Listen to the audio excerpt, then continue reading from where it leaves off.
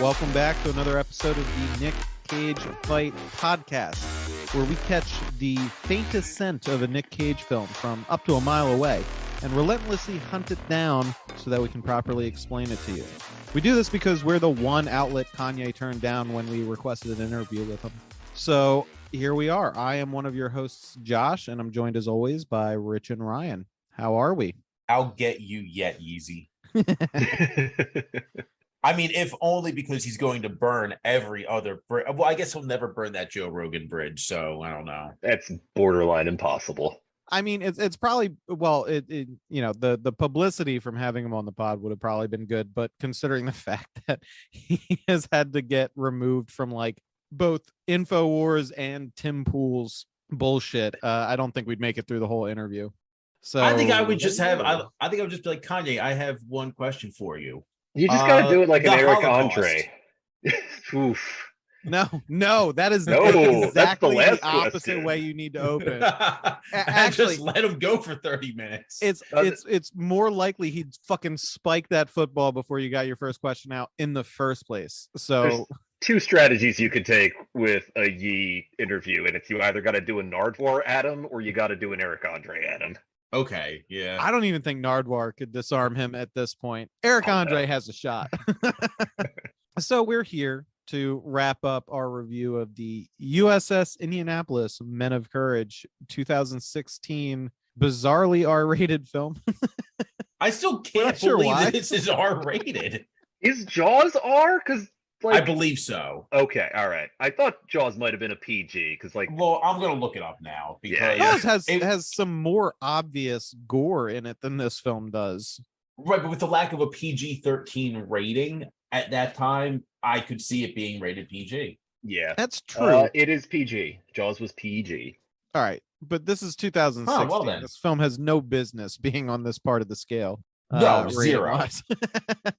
So when we last left all of our very interesting characters and their various subplots, the Indianapolis... Did you just pluralize Tom Sizemore as multiple characters? Yes. I make no apologies. The Indianapolis has gone down. The men have abandoned ship. And there's sharks in the water. All the elements that really you need to make an exciting film. So let's see how they fumble it. The very next morning, we actually get the first shark attack. We get a card saying day 1, July 30th, 1945. 902 men remaining. Supplies, 2 days worth. Yeah, the shark attack is some really bad wannabe Jaws shit as 3 sailors clinging to a piece of drift get attacked. It's brief bad CGI. We get more script over the scenes indicating that there are 2 groups, Group A and Group B, about a mile apart in the open ocean. They're trying to get organized. One of the officers, which we haven't mentioned until now, there's another subplot with an asshole officer that nobody likes, who just seems to materialize like after the ship sinks. Like I have not seen him before outside. He's the guy who breaks up the birthday party. Yeah, I didn't even know it was a birthday party. Yeah, he's also the guy who don't they like spit in his food and then put like hot sauce in his coffee? I think they spit in Cage's pie and put hot sauce in this guy's coffee. Oh, they spit in Cage. Oh, right, because Cage says, "What do you put in your delicious pie?" And he's like, "It's a family secret." Yeah, it's a weird throwaway kind of laugh. But this guy, I will give this movie credit for one thing regarding the asshole officer. So I'm brushing off the subplot, but I gotta say, this guy has been in like 2 or 3 scenes up until this point. 3 scenes, I think, total.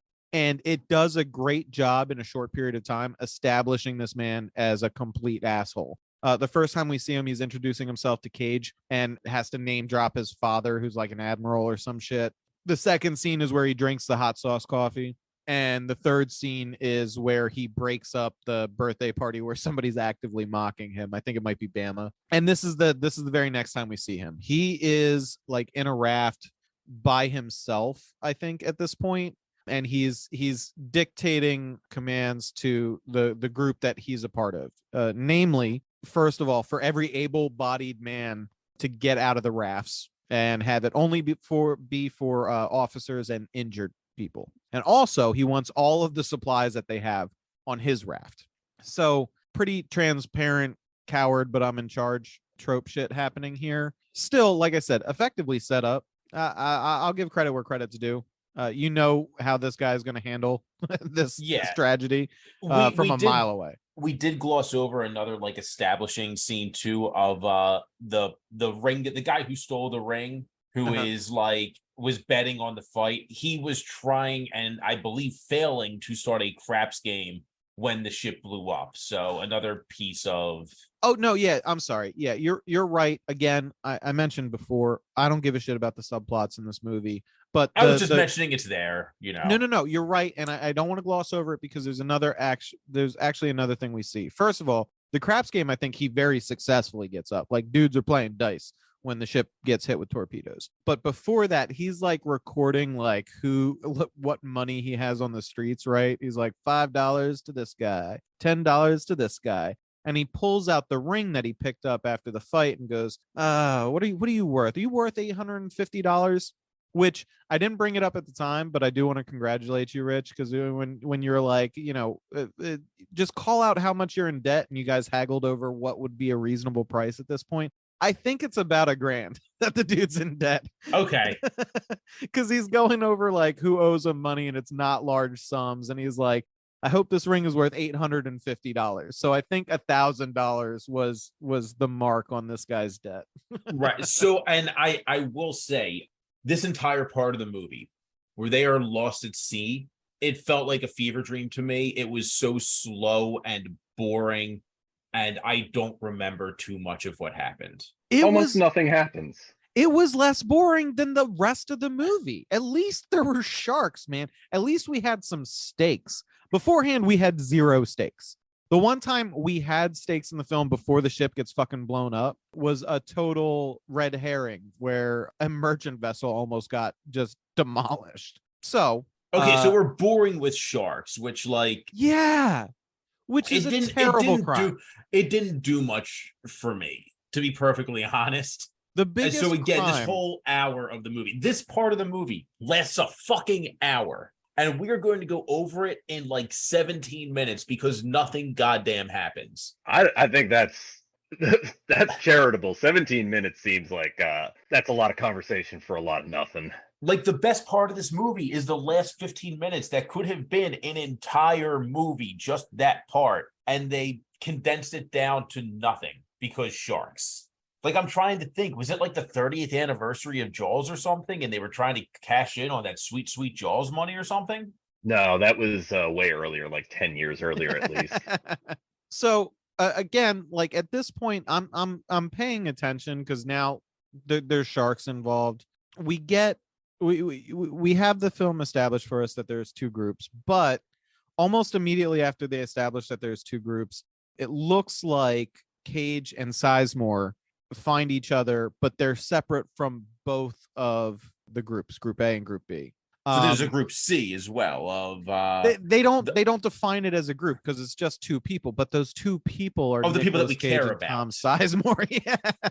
Yeah. There's one group and then just two collections of individuals that nobody gives a shit so about. there's two collections of individuals. We're just like, all right, sharks. And then Tom Sizemore and Nick Cage were like, oh no, sharks. So also, by the way, this scene with Cage and Sizemore might be the best one in the film. Also, the only one that is even going to make a ripple on most unhinged scene, but it's not going to be specifically about Cage's performance, but Sizemore's performance, because it looks like in the damage that was occurring to the ship, Sizemore had part of one of his legs blown off, apparently. And we know this because his one leg is very bloody, but he's clutching his like boot and the stump of his leg that got blown off, like holding it like a newborn baby, which is insane as he's rambling about. By the way, he also had a kid that was born. That this is a subplot I'll give some weight to because it's Sizemore's subplot, but like his kid was born at one point, like right set off on this mission. I do have a note. I don't know if this is necessarily an example of good acting, but it's fucking something. And I'll take it in this movie for sure. It's somebody showing emotion. So cool. Absolutely. And then we get the shitty CGI in this movie is the worst. It breaks your immersion immediately, and you'd think they'd have the decency to confine it just to the scenes with shark attacks, but no. We had a weird CGI scene of a plane maybe looking for survivors, but it turns out the external shots of the plane is bad CGI. But we get an internal shot and it looks like they're actually looking for an entirely different group of people that survived a plane going down. So this is primarily to establish that this mission was so secret that nobody even knows to look for these guys, which is a problem because immediately we really thereafter, didn't think this one through as a country, I feel. Yeah, we rarely fucking do. So why would we when we literally the only people in history that utilized nuclear munitions in a war? I don't know. I would give that any more thought than we usually do. But yeah, you're right. We basically abandoned 900 dudes to their death by slow shark attacks. So speaking of, we get another shark attack. More guys get got. Are they main characters, side characters? Who gives Doesn't a matter. shit? Does not matter. Who gives a shit? We do get the ship's chaplain is like swimming to various dead bodies bobbing in the water and giving very Catholic last rites as sharks sort of swim around him. He blesses himself to kind of make it seem like he's about to get eaten, but he doesn't get eaten at this point. When the sharks attack, one of the black sailors in that group like just fucking swims away, and it works because he gets away and runs into Cage and Sizemore. Also, by the way, this is a minor, the minor being a relative term, minor side character who's always like writing. He's like a writer. He writes down stories or poems or some shit, but he's always writing, even when they're in the water. He's writing shit. But at this point, Cage takes the smaller raft that he had gotten to go to find the group of people, and he leaves the writer minor character to watch after Sizemore and keep shooting him up with morphine. So that's how I want to go. Yeah, which again, and Sizemore, all of the good scenes in this really have Sizemore in them, because we get another pretty good one where, you know, Sizemore's still like thrashing around. He has his leg blown off, and the sailor is trying to distract him by reading some of his stuff. And Sizemore, after he has like 2 lines in, he's like, I'm fucking dying. You're going to have to do better than that. Which is great. It's a good scene. Probably one of the better scenes in the film. Yeah. So Cage actually makes his way back over to them with more guys and supplies at this point. And we get another bit of text on the screen placing us in time. Day 2, July 31st, 1945. 698 men remaining. Supplies 1 day's worth. So Cage takes some time now to write another letter to his wife, Lois. I think it's Louise. And the men share a can of Spam. We get delicious. Yeah. Well, they're all like, this is fucking phenomenal. Which if you're stuck on the ocean and rationing supplies, I believe that Spam would be pretty good at this point. Yeah. So we cut back to whatever group Bama's a part of, and a guy goes to puke over the side of the raft. This is one that got me. This is one that got me. And the guy goes to puke over the side, just gets snatched by a shark, a bad CGI shark, but it's so quick. It's so quick. This It's again, so quick. this is the jump scare that like actually like I'm watching. I'm just like, whoa, okay. Very, very, very funny in retrospect. I know I got you at the time, Rich, but No, it is very funny because it's like it's so obviously going to happen, because this movie does a bad job of lulling you into a false sense of security by having all of these guys in the water and like sharks about, and they're not attacking anybody. But since it does that so much, you know that the people who are on the raft and who have to leave the raft for whatever reason, they're the ones who are going to fucking die. I do want to take a moment now to describe these rafts, because I'm assuming what we're doing here with these episodes is a public service. You don't have to watch this movie. You can just hear 3 assholes clown on it instead of watching it yourselves. But I want to, raft is putting the wrong image in your mind if you're not going to watch this film, which I recommend that you stick to that plan. But this is basically like a styrofoam frame with like a canvas net in the middle. So it's not a raft, but of course, even with that setup where like a shark could just come up and chomp the canvas net that they're standing in, that never happens in the film. So That would like be I too said, ambitious. it would be too cool. It would be too cool for this film. That being said, and they don't do a good job of playing this up either. That's gotta fucking suck. Like a couple of days in ocean water where you literally can't stay out and get dry. You're gonna have some real mundane health issues with that. Yeah. You're gonna have fucking cracked skin and salt water in the wounds and shit. Yeah, I thought that was going to play a much bigger role, and it's like, Well, I mean, a they good are- portion of the are actual just- people that died were from infectious wounds caused by saltwater poisoning. Oh. Right, but like these people are chilling as if they're in a hot bath or something. Like there's no like, okay, that water, even if it, even it's in the middle of summer, which it is, it's July, that water is going to be probably in the 70s. After Mhm. hanging out in that water for a day, you're going to start getting hypothermia. Yeah. It's never addressed. It's like they're all hanging out in a hot tub, basically. Yeah, All of the things that are happening are like external, like sharks, like starvation, not like things that will actually fuck you up good, like saltwater poisoning and hypothermia. they left a lot of story elements on the table that could have just ratcheted up the tension.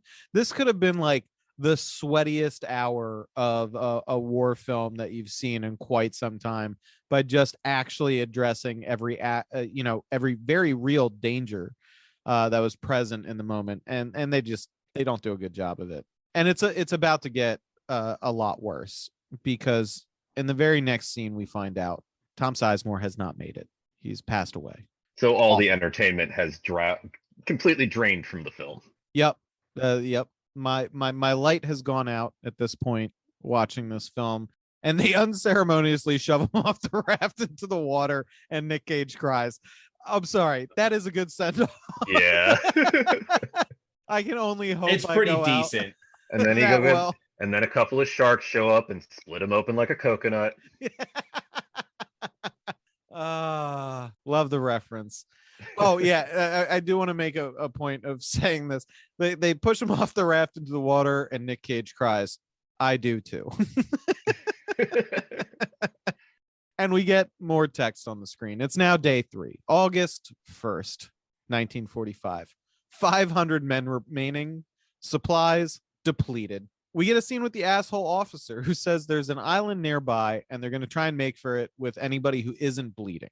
I'm fairly certain this is the last time we see asshole officer, and I have no idea if he's supposed to have survived. I'm assuming him and everybody who leaves with him with his raft with all the supplies fucking dies unceremoniously in the middle of the ocean. I totally forgot about this because there's no follow-up. There is there's no catharsis even for the asshole character. Like at least in like Alien or Predator movies, any sort of creature feature, the asshole gets got and you get to see it and you get that moment of catharsis. That's the payoff for setting up your viewers to hate a character. Yeah, Not I here. so forgot about this. The thing is, historically speaking, they hallucinated that island, from my understanding.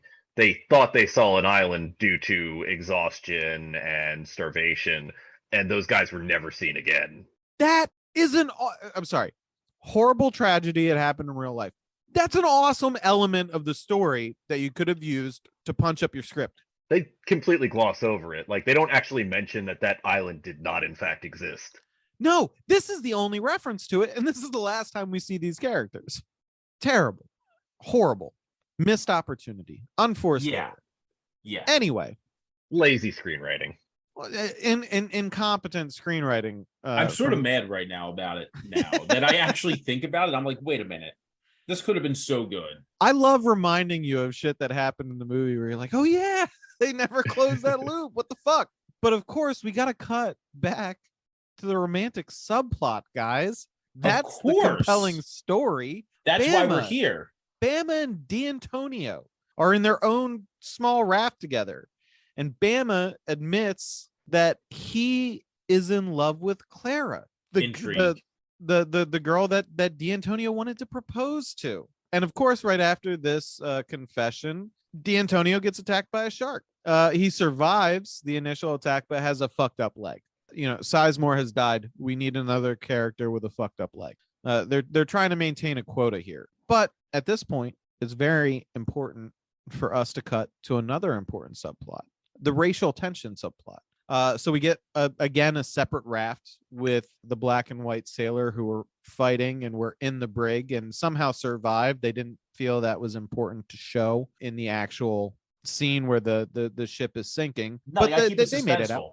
Yeah, no, they made it out, and they're on a raft together. And I think that's it. We see them for a second, then we cut back to Bama and his friend and D'Antonio, and D'Antonio asks, Hang on. First, do you know who else is in a raft together? Who? Both our Patreon and the ads that we have to cut to. Yep. Those two things are on a raft together. That was so bad. I'm so sorry. That was awful, and I don't regret it, actually. Deal with it. Patreon.com/Nick Cage Fight. Go there and listen to this episode without the 2 minutes of ads you're going to have to sit through in, I don't know, like 90 seconds ish. That sounds about right? That's how long ads good are. To me. Yeah. So here they are. I need work on this. You missed an opportunity to just do it as a jump scare. You should have just been like, "Oh shit, there's a shark." Shit, it's just their advertisers. And there was a chance that, like, you know, the shark steamers and vacuums would have been the random ad pull for it. It would have been too good, but instead it's probably gonna be like, I don't know, InfoWars the podcast. No. All right, here we go. Here's the ads. It's too late. Here they go.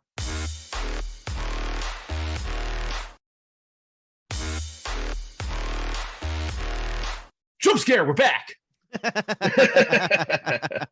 Oh, excellent.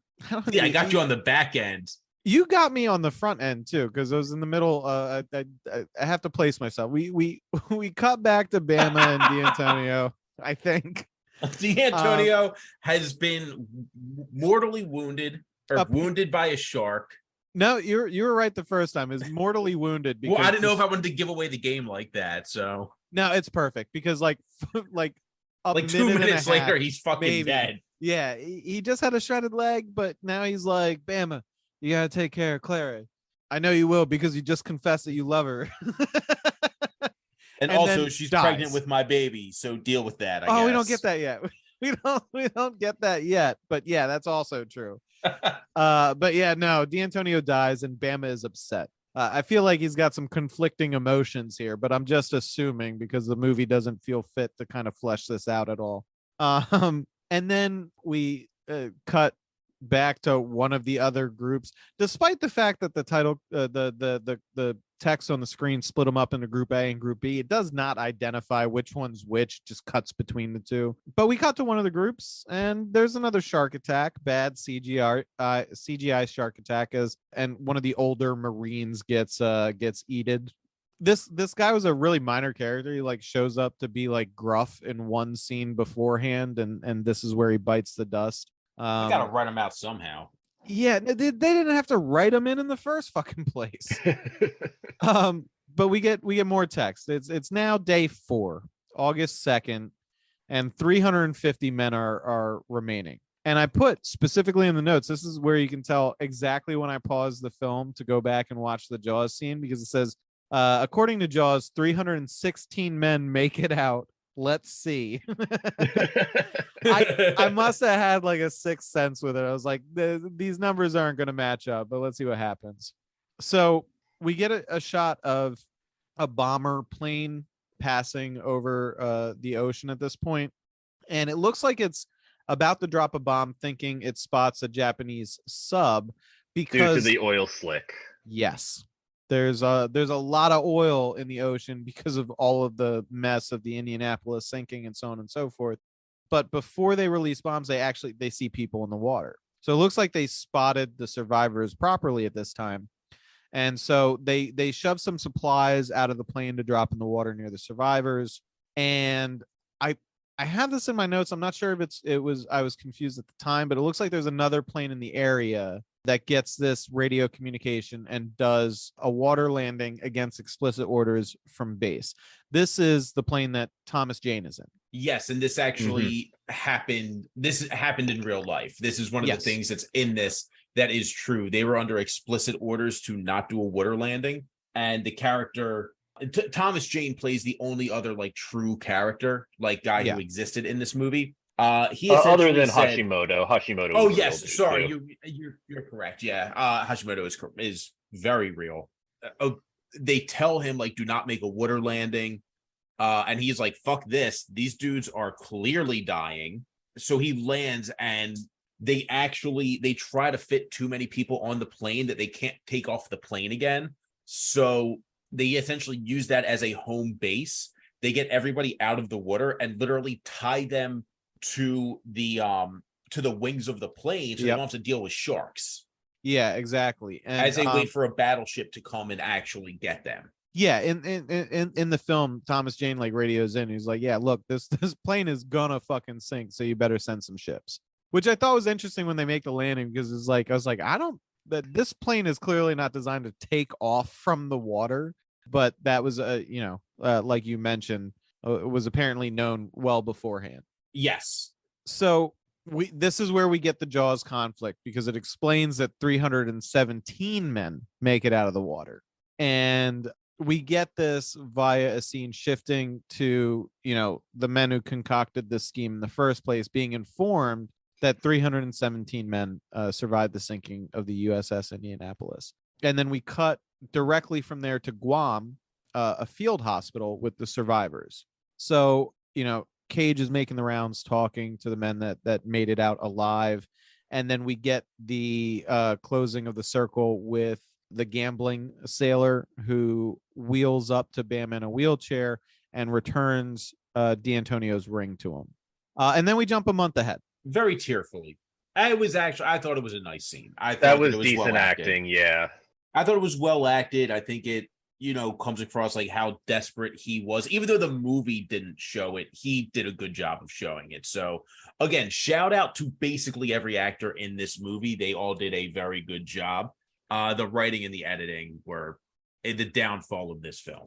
Yeah, they were trying to spin gold thread from Pile of Diarrhea. Yeah, the performances, I have no complaints about the performances. The performances were really good.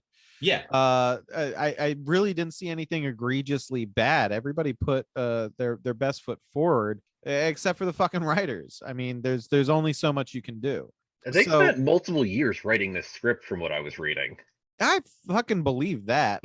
I didn't go that much into a deep dive. I more or less did a deep dive into like the story behind it. There's a YouTube channel called History Buffs that kind of has poisoned my brain. So like every history-based movie now, I'm like, okay, let's see what actually happened. Yeah. From what I'm seeing, they started writing this in 2011. So they had at least like 3 or 4 years before pre-production where they were trying to hash out the plot for this, and they just didn't get it. They got the basic structure of a plot, but they fucked up the micro here. The macro had everything that they needed. You know what I mean? It was just the stepping from scene to scene. I don't understand it. But let's finish out the plot and then we can tear it to shreds a bit more. So we cut forward 1 month. The war is over. The bombs were dropped. The survivors return home. Cage gets a call in the middle of the night, but it's a nightmare. Sizemore comes back for one more scene. He drags Cage off the bed into the water. They're back in the ocean. And then he wakes up because his telephone is actually ringing. And he picks it up and receives what would nowadays just be a Twitter death threat. This is actually a phone call death threat. It turns out some people are very upset with what happened and are blaming Nick Cage. So then we got to cut to Bama. We got to close the circle on the romance subplot. Bama goes to see Clara. He proposes to her, and it's revealed that Clara is pregnant by Mike D'Antonio. Bama doesn't care, says the kid still needs a dad, asks her to marry him so he can help raise the kid. Real stand-up move. Cut back to Cage, where he's informed that Washington is trying to make him a scapegoat. And he should have had an escort on the way home in the first place. But either way, he's going to be put on trial. And we jump directly into the trial from there. They call to the witness stand the Japanese commander of the submarine that sunk the ship. He testifies that even if the ship had been zigzagging, as was protocol, they didn't stand a chance because the sub was too close. There was no way they could have missed. Unfortunately, Cage is still found guilty for not zigzagging the ship. Which is such a crazy imagine like going to court and being like, you are found guilty of not zigzagging. You're found guilty of zigging when you should have zagged. So I have a question, since you guys have been parsing the actual history of this. A Japanese commander testified at this court martial? Yes, really? That is 100% true. Yes, he did. Isn't there And some he jurisdiction problems there, or not after World? Once the war ended, Japan was under American, more or less control for a few years while they rebuilt their government. Right. So there was no issues there, and also it's a military tribunal. So the laws that apply to us as citizens don't apply there. They can kind of call whoever the fuck they want. Yeah. It's a very loose court. Yeah, it's not great. That seemed really odd to me. That was one of the few things where it was like, if I was playing the pick out what is clearly fake from this story, that's one I would have quibbled with, because it seemed odd to have an enemy combatant to testify in a military court. But I mean, look, in 1946 we were hiring Nazis to build rockets. Operation Paperclip and all that. The big thing is that since we more or less had control over Japan after World War II for a short period of time, he was actually promoted in the Japanese Navy, which was I thought it was actually disbanded post World War II, prior to it becoming the SDF, the Self-Defense Force. But apparently not. He was actually summoned by the U.S. military for this court martial. It wasn't like the Japanese government or anything on their behalf summoning him. It was a direct order for him to go and be a witness for this. That's weird. See, I don't have any real firm understanding of the rules of international politics, especially in the aftermath of a war. But wouldn't that the International Criminal Court didn't have any part to play in any of this shakeout? They were too tied up with the war in Europe. Yeah, I believe the Nuremberg trials would have been their big thing at that point. Because also, this isn't a war crime we're talking about. This is a negligence hearing for the Navy specifically. He didn't have any criminal charges against him. These were misconduct charges. Gotcha. Right. Okay. And so they were, because if you remember, for World War II, once Germany was dealt with, kind of everybody was kind of done except for Japan and the United States. Russia was still in there a little bit because Japan was a threat to them. But Britain was basically done. Germany was done. France was done. All these countries that were in it were, it's over as far as they're concerned. They don't care about the Pacific theater. Fair enough. Also, I will say, the broad strokes in this movie are actually pretty accurate. There are some things, especially one thing later on, that is an inaccuracy, but for the most part, the things you see is basically how it happened. The reason I say broad strokes is because it's great white sharks. There were shark attacks, but not great whites. And the boat sank, but not like that. That would have killed everybody. Gotcha. But the normal, if you're trying to get a history lesson out of this, you'll get the broad strokes. Okay. Well, now, there was actually controversy about him being a witness, because the Japanese were actually being tried during the Nuremberg trials for Japanese war crimes, specifically in Manchuria and China. So, there was a public outcry against his testimony being used. Yeah, I would have assumed there would have been, because like I said, it stood out as weird to me. I couldn't imagine with the tensions immediately in the aftermath of all of that. But back to the plot of the film, because this is a scene I do want to talk about, because we're given a very good scene in which, after the results of the trial, Nick Cage and what's the name of the Japanese sub-captain, Ryan? Hashimoto, which I just found out, apparently after the war, he went on to become a Shinto priest at a shrine in Kyoto, which is interesting. That's in the pre-credits of this film. Oh, I didn't read those because they were in French for me. But the scene that I'm talking about is McVeigh and him have a conversation. I And don't think it's that happened. I This wasn't probably able to didn't find any happen. information about Sure. that. Sure. Yeah, Like, I'm this not is arguing prob- about the historical accuracy of this part. The scene itself and the acting, however, is good. It's a Yes. performance that this movie is undeserving of because it is emotional. You know, it's two people on opposite sides of the conflict that have come to respect each other despite being, cause and effect of what in essence was a horrible tragedy. It didn't do anything to prevent the bombs from being dropped on Japan, and it was essentially senseless deaths, but incredibly well acted. They really got the gravitas of the emotion through here. It was just good acting, for sure, and the writing didn't ruin it. So I have to definitely call it out. It's one of the more powerful scenes in the film, and they salute each other before parting ways. And the last thing we get in the film, the movie ends with McVeigh committing suicide via revolver to the temple, which is fucking bleak. Yes. Incredibly Um, bleak. very much so. And it turns out that Bill Clinton posthumously pardons Captain McVeigh, which is also historically accurate. Yes, that is Yes. historically accurate. My grandpa was actually stoked when that happened. It's the only time he ever said anything positive about Clinton. There you go. Yeah, because he was thoroughly pissed about the court martial. He was actually a Navy. I don't think he was an officer. I think he was a Navy private in the Pacific theater of the war. So he was right, basically there in terms of the internal politics of this happening.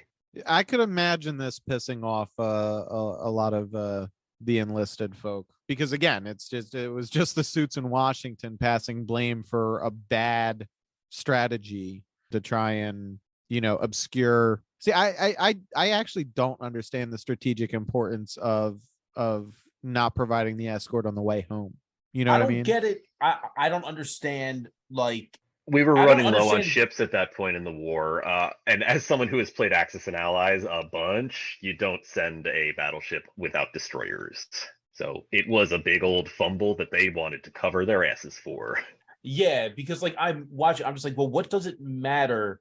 Okay, it matters a lot if it's sunk on the way there. But what does it matter if Oh, the yeah. Japanese know? Like, they could have no idea the absolute destruction that was heading their way. Like, what do they think is gonna happen? Like, oh, a bombing? Like, who cares? Like, that just happens all the time. They couldn't have known what was happening with like the Manhattan Project. So I never saw the point of keeping that ship a secret anyway, because there's ships all in that theater to begin with. Right. Like at least afterwards, after you deliver the payload, I don't understand the "you were never supposed to be here" thing. Like, but before we move too far past it, so did Captain McVeigh actually commit suicide? Yeah, Yes, but yes, he he did it did. way later. He was 70 years old. His like the way that No, they no, kind of I thought it film was in 1970. Oh, you know what? Hang on. So still no, 25 no, years later? 1968, age 70. Okay, 68. He was age 70 at that point. Okay, Yeah. gotcha. Essentially, the like phone call that you see him get, like, that's real. He was getting that from people whose children died in the USS Indianapolis. He was getting letters constantly. His wife died in 1961, and he said he essentially suffered from intense depression. Well, yeah, I mean, not for nothing. The amount of time that passed since the court martial, living with the weight of knowing you were an integral part of The death of millions. dropping of two atomic bombs, that's got to do something to your fucking brain. You know what I mean? And on top of a bunch of people being pissed, blaming you because you were scapegoated for the deaths of Americans and the ensuing sinking of your battleship. On top of what I can only imagine him having to watch as people who were under him were eaten by sharks. Yeah, Like, goddamn. That's gotta fuck you up. Now, doing a little bit of research on the court martial, I did find an interesting piece written in a history book by Richard Newcomb. During an interview with Charles McVeigh's father, Charles McVeigh Jr., he stated that the Admiral King, who had conducted the court-martial, King never forgot a grudge because King had been a junior officer under the command of McVeigh's father when King and other officers snuck women aboard the ship. McVeigh had a letter of reprimand placed in his record, and he basically claimed that King was using Charles McVeigh III to get back at him specifically. Jesus. So it's shitty politics all the way down? Yep. Just a Matryoshka doll of shitty politics and backbiting? Absolutely. Capitalizing on a tragedy to settle petty grudges and cover their asses? It would appear so. I mean, that's the history of the U.S. military, honestly. Yeah, I was going to say that's military showbiz, baby. Ugh, gross. Yeah. So not only is this a bad film, it's just genuinely bleak true story all around. Yeah, it sucks. What's the opposite of Fox? Like, it's the opposite of Fox. Yeah. It castrates? Yeah, I guess so. I would guess castration would be the opposite of Fox. Yeah, this movie gelds. Yeah, I don't know what to say. I will put this in at least Josh's column for not recommended. Don't watch this. Just watch the clip where they tell the story about it in Jaws. Yeah, exactly. Yeah. That's exactly where I was going. Watch Jaws 3 or 4 times a year like I do. It's a good idea. The speech in Jaws is more dramatic than the majority of this film, and it has better shark attacks. Which so there was a lot of potential in this film, and they really glossed over the parts that were interesting, which is essentially the last 15 minutes, the screwing this guy over. Like there's the film. Like, if you took the first hour and a half and made that a half hour, and I think without context, you wouldn't get that that's where it's going at all. Yeah.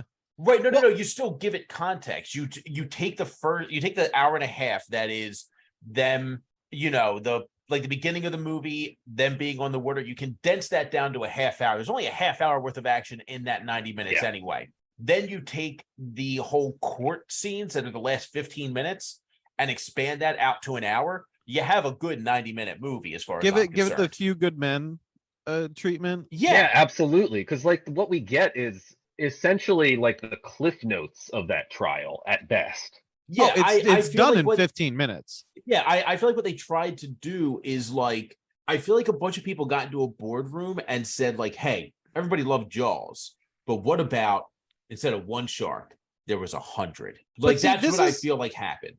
This is the other option, because the movie that you just described would be interesting and I would watch it. But the other much more obvious option to go with is Titanic, but with sharks, and just focus on the shark. Save the money on the big sweeping real battleship shots or whatever they wasted on the shitty CGI planes and stuff. The planes were actually real. Not one of them. Okay, at least the ones that Thomas Jane was flying, because they did use 2 World War II appropriate era planes in this film that were not CG. I think I know which one you're talking about. The one that flies by at the very beginning is clearly CG, but most of the plane stuff is not CG. Sure, which is fine, but they could have saved their money on that and just leaned into the shark attack angle, not use CGI for that. Bring the Jaws shark puppet out of retirement, refurbish it a little bit. You know what I mean? And do just ham up all of the danger and the threat. Hundreds of men dying to exposure, shark attack, all of that stuff would have been harrowing and compelling and an actual homage to what these people went through, instead of just sort of half-assed a whole movie. They could have just whole-assed a part of it and stretched it out to a more manageable runtime, and we would have had a better film. And I think this could have been capped out at hour 45 and it would have been a better movie. And they had multiple paths they could have taken to get there. Military court drama or shark attack drama. They could have gone a couple of ways with it, and they just sort of split the gap, and the sum were lesser than the parts of the whole. It didn't work. Yeah, or just a lost at sea drama where they kind of realize that everything around them is trying. Honestly, you could have had 50% less shark attacks and just had the environment be the villain instead of the shark. So just show people dying of saltwater infection, show people dying from hypothermia, because that shit is scary. Yeah.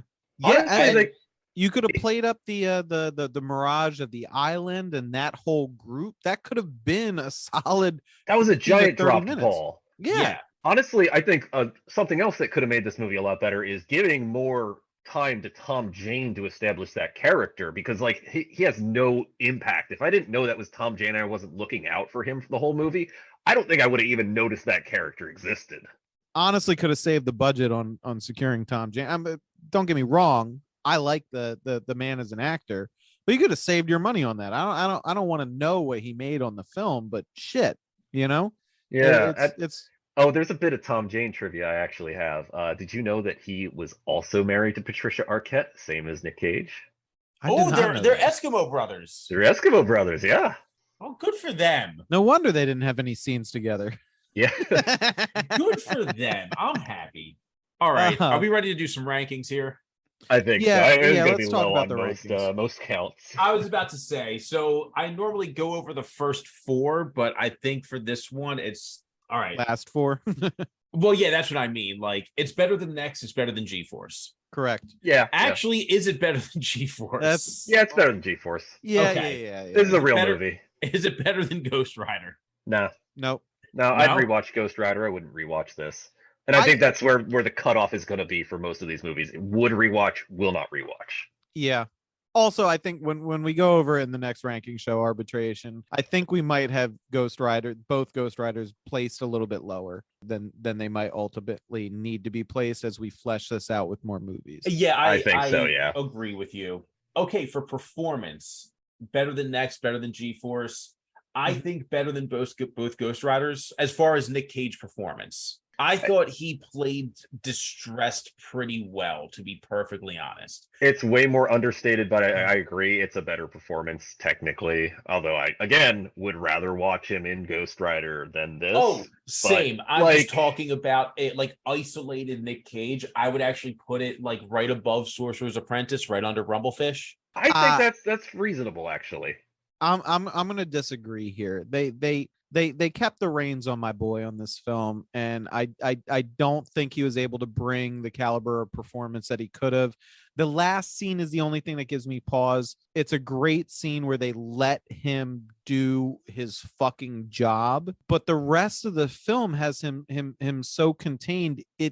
I think it fails to live up to even his straight played characters to a certain extent. So now this is me being an absolute coward because I couldn't say exactly what is better or worse here, but I think it's a little bit lower on the list than you guys agreed on. All right, where are you aiming for then? Because I think above Sorcerer's Apprentice is right on the dot for. I think he was. I don't know if it was the production that was putting the reins on him. I think he was trying to be more respectful to the material. That's another point. Yeah, so I'm not sure. Like, okay, if we are talking about if he's trying to be respectful and all this, I'd put it above Sorcerer's Apprentice. Yeah, because But like Josh, doing a little if bit of you're- reading. What's below Sorcerer's Apprentice? Yeah, the- I'd be curious about The that two too. Ghost Riders. I'd give it between those two. It's definitely better than the Ghost Riders. But okay, also, so here's the other thing is that if he's trying to be respectful, I kind of put it where I was saying between Sorcerer's Apprentice and Rumblefish. If this is truly him just being restrained because he's phoning it in and he needs a paycheck, this might go under G-Force, because at least G-Force, he was putting on a voice. So the one thing that makes me think that it is the respectful thing is that after filming in Mobile, Alabama for the shoreside scenes, he did actually speak with some of the survivors of the sinking of the Indianapolis. All right. With the additional context, I'm back with the group. I All won't right. be the outlier here. I mean, obviously, all of this is up for like interpretation. Yeah. The fight part of the Nick Cage Fight podcast is going to come when we really hash out these rankings. We'll get into playing devil's advocate and really arguing positions just to fully flesh out the ideas. But for now, we'll put the fight aside.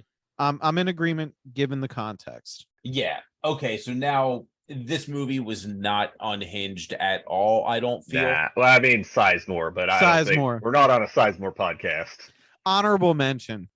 So Honorable mention, Sizemore, Tom honorable Sizemore. mention. real quick. So we'll do unhinged film first. Is this less unhinged than next? Yeah. Yeah. It is in last place. This is a movie that grandpas love or would love if they saw it. Which Yeah, means this it's is not definitely- unhinged at all. This is definitely a grandpa movie. Yeah. Okay, so now we have unhinged scene, which puts us in a weird place because this has a few unhinged scenes between the shark attacks, between Sizemore. Now, for unhinged scene, we normally contain it to a Nick Cage scene. I think we have to keep it that way. I think if we start adding other actors to the unhinged scene ranking, I think we're on a slippery slope. I think you don't have the appropriate amount of faith in the man who this podcast is about. I say put Sizemore cradling his own blown off leg on the fucking list. I'm drawing my Sizemore line in the sand. I want him cradling his own blown off leg on the list and see where it stands up to the non-unhinged Cage scene films. I want to see. Okay, where fine, lands. but I'm putting an asterisk on it. Yes, Fine. there should absolutely be a qualifier for this Okay, one. this Add your is caveats. this is a Roger Maris 61 situation, which you two do not understand. I don't think. Is it a sports? Explain it for the sports ball people. That's a sports ball people. When Roger Maris broke Babe Ruth's record of 60 home runs, he had 61 in a season. They put an asterisk next to it because he didn't smoke as many cigars while he was doing it. Yes, but also the commissioner of baseball loved Babe Ruth and did not like Roger Maris. I don't know why. I never looked into it that much. I don't care. It's a fucking sport. Who cares? Get over it. It's fine. Love what you love. I mean, there's at least one baseball analogy that I think you might be able to shoehorn in. That one dude that pitched the no-hitter on LSD. That's a big old asterisk. Oh, the dude who I can't remember his name. He played for I'll the find it. Pirates. There's a documentary about it that rules. I love watching like sports documentaries. I never internalize anything about the actual sports. It's like the human stories I'm more interested in. Baseball, the things that baseball players did, like absolutely is the coolest shit. Wade Boggs. Doc Ellis. Wade Boggs. Wade Boggs. Wade Boggs Carpet World. One of these days I'm going to beat Boggs. No, baseball players absolutely fuck. All right, so unhinged scene. All right, so if we are counting the Sizemore scene, which we already said that we are, it is more unhinged than Next, more unhinged than G-Force, more or less unhinged than Kill Chain. Less unhinged than unhinged than Kill. I don't know. Nah, Kill Chain has some great scenes with Cage. Yeah, it does. It's got him getting drunk, yelling about whole laughing. Backstory, laughing. Okay, so I just want to make a quick observation here. We have Sizemore being very, very unhinged, and it is not as unhinged as fucking Nick Cage in Adaptation. Like, correct. Yes. Let's really think about that for a minute. That we're talking about one of the more unhinged scenes that I've ever seen in a movie, and it is bottom 5%. Which reinforces my original point. I put Sizemore on the list with an asterisk because I believe in our boy. 9 times out of 10, he's gonna beat him on a bad day. On a bad day, okay? You can't hold a candle to unhinged Nick Cage, but still, Sizemore earned his shot. Yeah. All right. I'm not angry about it. No. I respect where you're coming from here. How do we think his hair was in this? He's got the high and tight. It's bad hair. Boring haircut. It's bad hair. They fucked up his sideburns. And they really leaned into the receding hairline, I'm assuming, to show the age of the character. It's bad hair. It's not the worst we've seen, but it's bad hair. Okay, so the bottom two, I think, stay the bottom two, G-Force and Ghost Rider. Because obviously G-Force is no hair. Ghost Rider is CGI hair. Adaptation, bald wig hair. No, not going higher than that. Nope. Adaptation is stuck there. If you make your hair bad on purpose, you're not juking the system here. You're not rigging the numbers. We will place you accordingly. So it's worse hair than Adaptation? Mm-hmm. All right. Okay. Because they tried and failed. In Adaptation. Well, no. In Adaptation, they were purposely bad. This was an attempt to make real human hair, and it didn't work out. All right, so we have our rankings for this week, which means there is one last thing to do, and that is talk about what's happening next week. And let me tell you, I'm excited. We got a good one? Oh, we have one of my favorite Nick Cage movies. To give it away a little bit, in an alternate timeline, The Fast and the Furious only has one movie, and this movie is currently on the 11th version. Ooh, I know what we're talking about. Because it's gone in 60 seconds. All right, awesome. I'm going to watch the original as well for this one, because the original is just a 45-minute chase scene, and it rules. I like the original. We're getting a lot of, like, we really got to, like, get some Patreon stuff up, because yeah, I'd love to talk about just 45 minutes of cars bashing into each other for because episode. I do really enjoy the original Gone in 60 Seconds. We have the original Bad Lieutenant. I'm going to make a confession to you both now, and just you two. So listeners, mute yourselves. Count to 6 and then come back. I've never seen Gone in 60 Seconds, the original or this one. I remember Cage having some good hair in this one. Oh, this is a tremendous Cage hair movie. I'm excited to see it. I don't remember who else is in this one, though. Oh, my God. It has a hell of a cast. Hang on. I have to pull it up because I can never remember the dude's name. While you're pulling it up, I want to ask you a question, because you said in an alternate universe, this would have gotten all of the movies and Fast and the Furious would have only had one. Would you have counted down or up? I would assume you'd count down, right? So yeah. So seconds, I think it would be Gone in 59 seconds. Yeah. Gone in 50 seconds. You got to tighten the window in which they can pull off this caper, right? Series goes on long enough, Gone in a picosecond. All right, this movie, Angelina Jolie, Giovanni Ribisi is in it, who is fucking great. Fucking Robert Duvall is in this movie. Robert Duvall. Shit. Scott Conn is in this movie. Oh, shit. Timothy Olyphant is in this movie. All right, guys, while you're sweating, Will Patton is Christopher Eccleston. Yeah, there's a doctor of hair. This movie. Oh, it's got the fucking guy from Snatch. What the hell? Movie fucks so goddamn hard. Yo, by the way, we immediately have a Thomas Jane connection with the Punisher movie, because Will Patton is in this film, who was in the Thomas Jane Punisher movie as well. While you guys are nerding out about the cast, can I tell you something? A quick secret about the writer? Yeah. Yeah, he also wrote Con Air, one of the holy trinities. Oh shit. Yeah, that's why this movie's so good. And all right, what I will say, I already made the Fast and Furious connection. Nowhere near the same movie. This is a heist movie, and while there's heists going on in Fast and the Furious, he also wrote High Fidelity. What the hell? Yeah, he wrote the fucking Venom movie too. Dude, all killer, no filler. Kangaroo Jack. That movie sucks. All right, I'm fucking super excited. Okay. Jumanji, the next. Oh, he's writing the new Jumanji movies. Numanji. That's awesome. That's great. He wrote Disturbing Behavior. That actually is not an awful movie. Oh, he took a huge break and then just wrote Jumanji, Venom, and then Jumanji again. Oh shit. He screen doctored the original Spider-Man as well as Armageddon. Interesting. Wait, the Raimi one? Yeah. He script doctored that shit.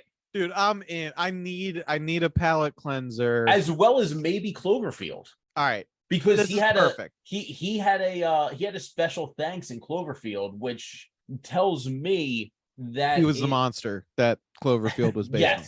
Well, that he may be like a script doctor, as well as like for Armageddon and Spider-Man, and Runaway Jury.